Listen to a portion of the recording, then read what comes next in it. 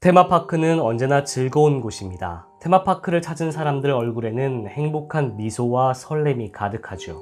파크 안에서는 신나는 웃음소리도 끊이지 않습니다. 그런데 이런 테마파크 안에도 떠도는 무서운 괴담들이 있습니다. 별거 아닌 이야기들도 있지만 곰곰이 생각해보면 소름 끼치는 사실 같은 이야기들도 있죠. 혹은 실제로 있었던 안타까운 사건 사고 이야기의 사리부터 괴담이 되기도 합니다. 할로윈 시즌을 맞아 테마파크 속 무서운 괴담들을 모아봤습니다. 그중 디즈니의 괴담들을 먼저 모아봤는데요. 이 이야기들은 전해지는 이야기일 뿐 사실 여부는 경험한 사람들만 알 수 있습니다. 그러니까 너무 무서워하지 마시고 흥미롭게 보셔도 될 것 같네요. 무서운 걸 싫어하시는 분들을 위하여 영상을 두 편으로 나눴습니다. 이번 영상은 순한 맛으로 자극적인 사진이나 영상은 없습니다. 조금 덜 무서운 괴담들을 모았다고 생각하시면 됩니다. 대신 다음 영상은 매운맛으로 꽤 소름 끼치는 시각적인 자료들이 포함되어 있습니다. 참고해 주시고 시청해 주세요. 각 이야기마다 지금 보이는 이 유령 표시로 공포의 정도를 표시해 두었습니다. 유령이 5개면 엄청 무서운 이야기, 1개면 시시한 이야기가 되겠네요. 그러면 시작해 볼까요? 시작하기 전에 구독과 좋아요, 알람 설정을 해 놓으시면 덜 무섭게 보실 수 있습니다. 저는 자칭 타칭 테마파크 덕후, 테마파크 버프입니다. 하얀 옷을 입은 여인. 미국 애너하임 디즈니랜드에 입장한 사람들을 가장 먼저 반기는 테마구역은 바로 메인스트리트 USA입니다. 저 멀리 잠자는 숲속의 공주성이 보이고 양쪽으로 여러 건물들이 놓여 있습니다. 이 길 끝에는 베이비 케어 센터라는 곳이 있습니다. 아이들의 기저귀를 갈아줄 수 있는 공간이 마련되어 있고 수유실도 있습니다. 이곳은 미아를 찾아 보호해주는 역할도 하는데요. 그런데 간혹 길을 잃어버린 아이들이 알아서 베이비 케어 센터를 찾는 경우가 있다고 합니다. 이때 나오는 괴담 속 주인공이 바로 The Lady in White입니다. 우리말로는 하얀 옷을 입은 여인입니다. 이 유령은 디즈니랜드가 세워지기 훨씬 전인 1900년에 그 메인스트리트 USA 자리에 살다가 죽은 여자라는 이야기가 있습니다. 그래서 지금도 메인스트리트 USA 테마구역에서 간혹 그녀의 영혼을 목격했다는 사람들이 있죠.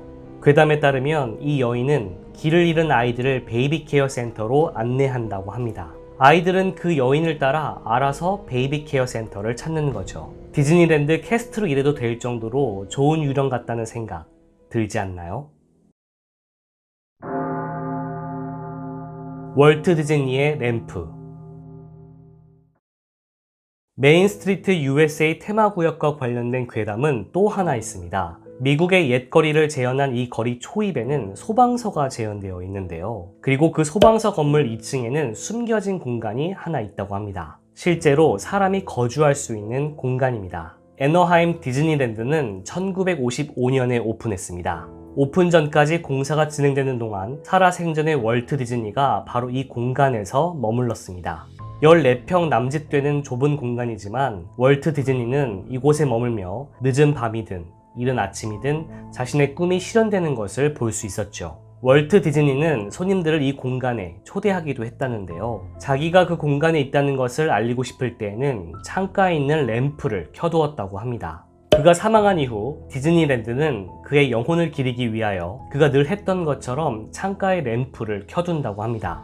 그런데 사실 처음부터 램프의 불을 켜두지는 않았다고 해요. 그 당시 그 공간을 관리하던 캐스트는 늘 불을 끄고 퇴근했다고 합니다. 그런데 나중에 돌아와 보니 불이 켜져 있었던 거죠. 공간을 담당하는 사람은 자기였기 때문에 그 누구도 불을 켤 사람이 없었고 그녀는 이상하게 생각했습니다. 하루는 공간을 정리하고 1층으로 내려왔는데 올려다보니 창가에 램프가 켜져 있었다고 합니다.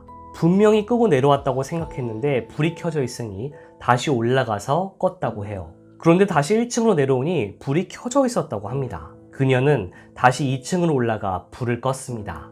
그리고 그 자리에 서서 잠시 지켜보기로 했죠. 그런데 불이 저절로 다시 켜졌다고 합니다. I'm still here. 나 아직도 여기에 있어. 그 뒤로 몇몇 캐스트들이 이런 작은 속삭임을 들었다는 얘기를 하기 시작했고 월트 디즈니의 유령이 아직 그 공간에 머물고 있다는 유명한 괴담이 나오게 됩니다. 사람이 없는데 발자국 소리가 난다거나 문을 노크하는 소리도 들었다는 경험담도 나왔죠. 그 뒤로 창가의 램프를 계속 켜놓게 되었다는 이야기가 있습니다. 톰 소요의 섬에 있는 유령들. 미국 애너하임 디즈니랜드에는 리버스 오브 아메리카라는 이름을 가진 호수 한가운데 톰 소요의 섬이 있습니다. 배를 타야지만 들어갈 수 있는 섬이고, 섬 안에서는 자유롭게 걸어다니며 톰 소요의 모험과 캐리비안의 해적 속 여러 볼거리들을 체험하며 즐길 수 있죠. 1973년 18살 보그든과 10살 도리안 두 형제가 가족들과 함께 디즈니랜드를 방문했습니다. 이 아이들은 톰 소요의 섬에 들어가서 놀고 있었는데 더 놀고 싶었는지 마지막 배를 타기 직전에 몰래 섬 깊숙이 숨었습니다. 그리고 해가 졌죠.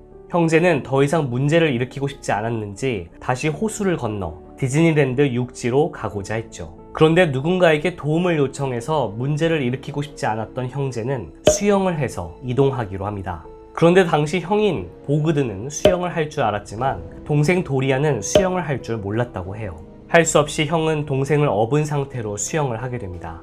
그러나 중간에 힘이 빠져 형은 물 아래로 빠졌고 동생은 개 헤엄으로 버티고 있다가 간신히 캐스트에게 발견되어 구조되었습니다. 8시간 이상 수색이 이어졌고 다음날 아침 섬 인근 바위에서 형 보그든이 죽은 채로 발견되었다고 해요. 실제 사건 이야기는 여기까지입니다. 그런데 이 사건과 연관된 것인지 톰 소요의 섬에서 유령을 봤다는 괴담이 떠돌기 시작했습니다. 어떤 캐스트들은 이미 운영 시간이 종료된 늦은 밤에 톰 소요의 섬을 뛰어다니는 아이를 목격했다고 말했습니다. 그런데 막상 배를 타고 들어가면 아무도 없었다고 해요. 혹은 호수 한가운데에서 누군가 헤엄치는 것처럼 첨벙첨벙 소리가 났다고 이야기하는 사람들도 나왔죠. 과연 그 아이의 유령일까요? 조지.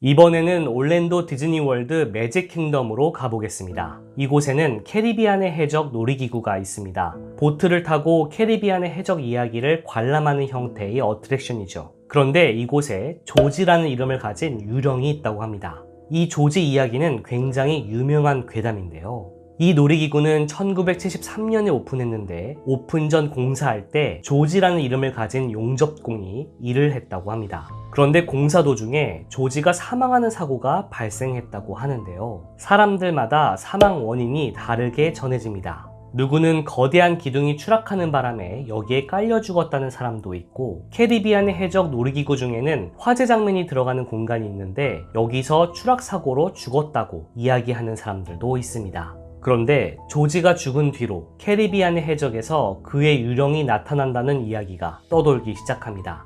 놀이기구를 타고 있던 사람이 나는 조지를 믿지 않아 라고 말하거나 멈추게 해줘 조지 라고 말하면 트러블이 일어난다고 합니다. 트러블은 테마파크에서 보통 쓰는 용어 중 하나로 놀이기구가 멈추는 현상을 말합니다. 그러나 2000년대 중반부터는 조지 유령에게 요청을 해도 놀이기구가 멈추는 일이 생기지 않았다고 합니다. 2000년대 중반 있었던 장기간 운유 때 놀이기구가 계속 멈추는 원인을 디즈니가 해결했고, 이 때문에 놀이기구 멈춤이 없어졌다고 보는 사람들도 있습니다. 즉 조지 유령은 없다고 생각하는 사람들의 이야기죠. 어쨌든 이 조지 유령 이야기는 유명해서 일부 캐스트들은 아침에 놀이기구를 시작할 때 굿모닝 조지라고 인사하고 하루를 마무리할 때는 굿나잇 조지라고 인사한다고 합니다. 돌리.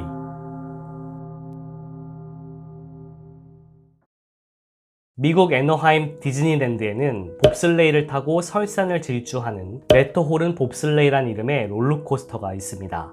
이 롤러코스터에 대한 자세한 내용은 위 링크를 통해서도 볼 수 있죠.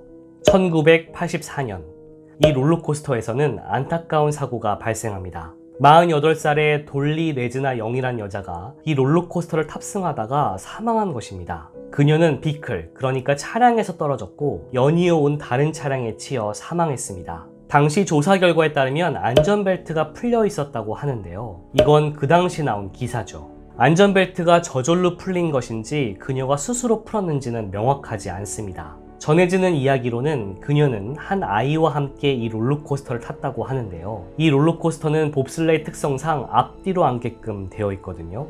그리고 설산 속에 숨은 서린을 보는 컨셉의 롤러코스터라 실내 공간을 질주합니다. 전해지는 이야기로는 아이가 잘 타고 있는지 궁금했던 그녀가 벨트를 잠시 풀고 앞을 본다고 상체를 잠깐 일으켰다가 천장에 부딪혔고 그 충격으로 차량에서 튕겨져 나갔다는 것입니다. 이 사고가 있은 뒤 돌리의 유령이 나타난다는 괴담이 돌기 시작했습니다. 그녀가 사망한 자리를 돌리스딥이라고 부르게 되었는데 이곳에 그녀의 유령이 나타난다는 것이죠. 하루 운영 시간이 끝나면 직원 중 일부는 롤러코스터 트랙을 따라 걸어야 한다고 합니다. 그러면서 이상이 없는지 손님들이 떨어뜨린 분실물은 없는지 확인을 해야 한다고 하는데요. 꼭 이 돌리스딥 구역을 지나면 소름이 끼치고 누군가 자신들을 바라보고 있는 것 같은 쎄한 느낌을 받는다고 합니다.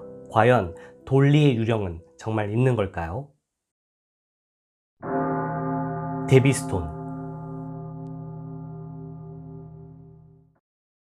애너하임 디즈니랜드에는 아메리카 싱스란 이름의 어트랙션이 있었습니다. 1974년에 오픈해서 1988년에 사라졌죠.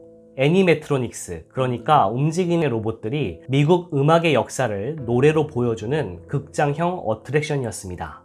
특이한 점은 원형 극장이었다는 점입니다. 현재 올랜도 디즈니월드에서 운영 중인 캐러셀 오브 프로그레스 어트랙션과 거의 흡사했습니다. 가운데 둥근 무대가 있고 원형을 기준으로 6개의 공간으로 나눠져 있으며 각 공간마다 극장형 좌석들이 놓여 있습니다. 일정 시간 동안 무대 공연이 펼쳐진 후에 좌석이 시계 방향 혹은 반시계 방향으로 돌면서 다음 무대로 이동하게끔 되어 있죠.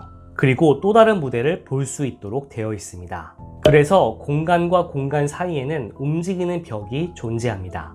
1974년 어트랙션이 공식 오픈한 지 불과 9일밖에 되지 않은 어느 날이었습니다. 18살밖에 되지 않았던 데보라 게일 스톤이라는 캐스트가 이 어트랙션에서 일하고 있었습니다. 그러나 예상치 못한 사고가 발생합니다. 움직이는 벽을 미처 피하지 못하고 벽 사이에 낀 그녀가 부상으로 사망한 것입니다. 스릴형 놀이기구도 아니고 큰 사고가 생길 것 같지 않았던 극장형 어트랙션에서 그것도 오픈 9일 만에 벌어진 비극이었죠. 이후에 움직이는 벽 쪽에 안전등이 생겼고 누군가 운행 중에 벽에 다가서면 경고음이 울리도록 보완되었습니다. 그리고 벽 자체도 보완해서 유사한 상황이 발생해도 큰 부상이 없도록 바뀌었다고 하죠. 그녀가 사망하고 3일 뒤 어트랙션은 다시 운행되었습니다. 그런데 그 이후부터 괴담이 돌았다고 해요. 캐스트 중 누군가 움직이는 벽 쪽으로 다가가면 이런 속삭이는 목소리가 들린다고 합니다. 조심해! 과연 사실일까요?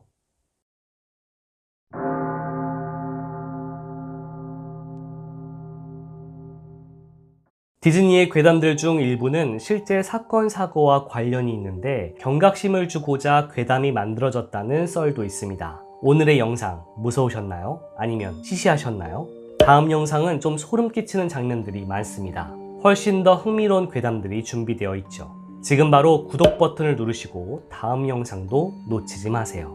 지금까지 테마파크 버프였습니다.